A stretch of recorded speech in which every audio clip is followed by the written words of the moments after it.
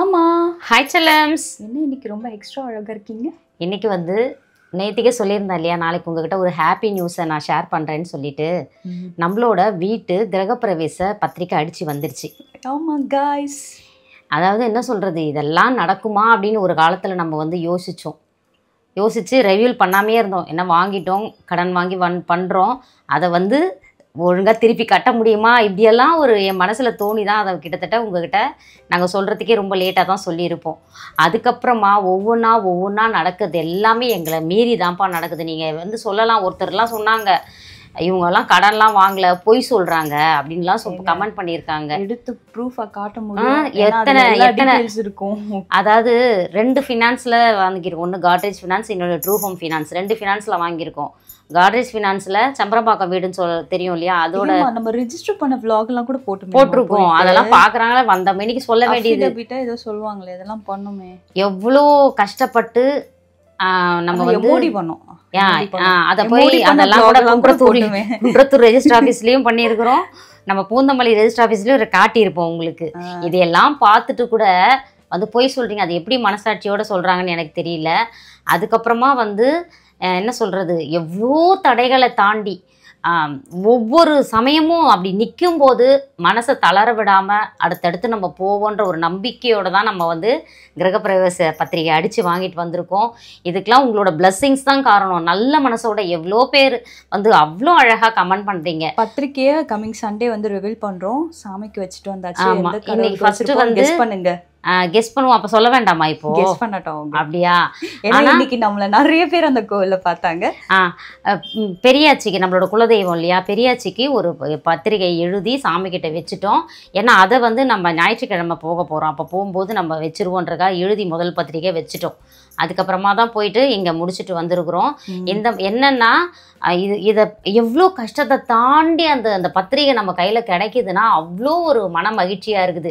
இது உண்மையாகவே யாருக்கு புரியும் அப்படின்னா, எங்களை போலவே வந்து ஒரு சொந்த வீட்டை கட்டணும், அதில் வாழணும்னு ஆசைப்படுற எல்லாருக்குமே தெரியும். அதை அடையிறதுக்காக போராடிட்டு இருக்காங்க பார்த்தீங்களா, அவங்க எல்லாருக்குமே தெரியும் அது எவ்வளோ. ஆனால் அது ஒரு அதிசயமாக தான் இருக்குது.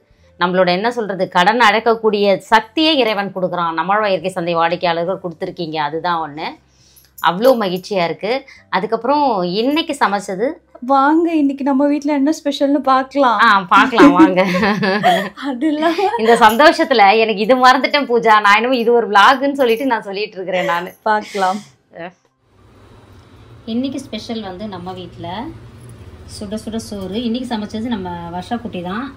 அம்மா ஒரே ஒரு பொரியல் பண்ணேன், அவ்வளோதான். சுட சுட சோறு. ஓகே. பார்த்தீங்கன்னா முருங்கைக்காய் சாம்பார். சாம்பார்லேயே முருங்கைக்காய் சாம்பார் வந்து செம்மையாக இருக்கும். பட்டுக்குட்டி சாம்பார் வச்சிச்சு. அந்த சாம்பாருக்கு பார்த்தீங்கன்னா சிக்கன் தொக்கு, அது ஒரு வித்தியாசமாக செஞ்சது, அரைச்செல்லாம் விட்டு நல்லா டேஸ்ட்டு பிரமாதமாக இருக்குது. ஒரு சூப்பரான ஒரு சிக்கன் தொக்கு செமையாக இருக்குமா? சாம்பாருக்கும் சிக்கனுக்கும் தொக்குக்கும் நல்லா இருக்கும். இது வந்து அரைச்செல்லாம் விட்டு வச்சுது.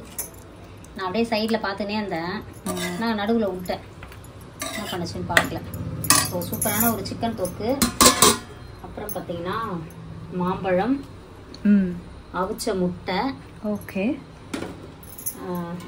கொஞ்சம் மோர், நல்லா நாட்டு பசுமாட்டு தயிரில் செய்கிற மோர்.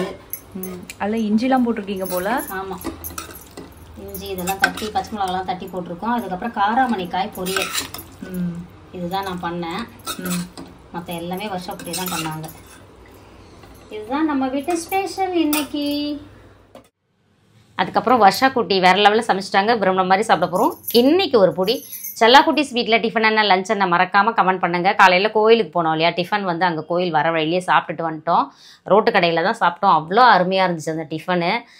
நிறைய விலை கொடுத்து சாப்பிட்றது அது வேறனா, இந்த மாதிரி வந்து ரோட்டு கடையில் சாப்பிட்றது அது ஒரு வேறு மாதிரி தனியான ருசி தான். நல்லா கவனிச்சு. கிட்டத்தட்ட ஒரு 2 வருஷம் முன்னாடி அந்த கடையில் சாப்பிட்ருப்போம். அதே கடையில் தான் மறுபடியும் இன்றைக்கி சாப்பிட்டோம்.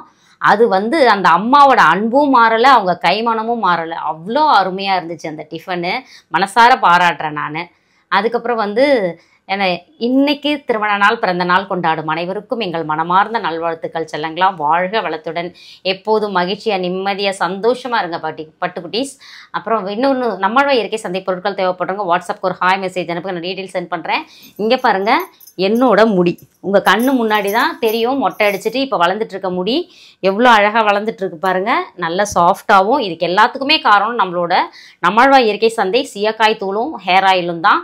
இன்னைக்கு கூட நிறைய பேர் வந்து ஆர்டர் வந்து போட்டிருந்தாங்க. ஒரு சின்ன சின்ன டவுட்ஸ் கேட்குறீங்க, அதை நான் வாய்ஸ் நோட்டும் போடுறேன். ஸோ அந்த மெத்தட்லேயே பயன்படுத்துங்க சரிங்களா. வீடியோஸ் பார்த்தீங்கன்னா உங்களுக்கு தெளிவாக தெரியும். அதுக்கப்புறம் தேவைப்படுறவங்க வாட்ஸ்அப்க்கு ஒரு ஹாய் மெசேஜ் எனக்கு டீட்டெயில் சென்ட் பண்ணுறேன். வேறு என்ன பட்டுக்குட்டி?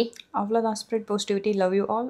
Stay tuned with Pooja's kitchen. Sunday அந்த vlog-ஓட வரும், பத்திரிக்கை ரிவீல் பண்ண போகிறோம். So wait and watch. எங்களோட சின்ன சின்ன சந்தோஷத்தையும் உங்ககிட்ட நாங்கள் பகிர்ந்துக்கிறது, நீங்களும் சந்தோஷப்பட்டு உங்களுக்கும் அது மாதிரி நடக்கணும் அப்படின்ற ஒரே ஒரு காரணத்துக்காக தான். வாழ்க வளத்துடன்.